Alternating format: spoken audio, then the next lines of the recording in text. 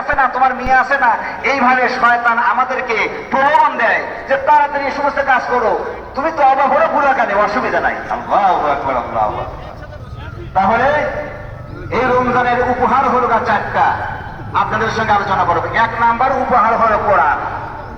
রমজানের উপহার আল্লাহ রাব্বুল আলামিন বলতেছেন, যে রব সৃষ্টি করেছেন সেই রবের নামে পড়ো। পড়া হলো তিনটার সমন্বয়ে। একটা হলো শুদ্ধভাবে কোরআন তেলাওয়াত করা, দুই নম্বরে এর অর্থ বোঝা, তিন নম্বরে সেই অনুযায়ী আমল।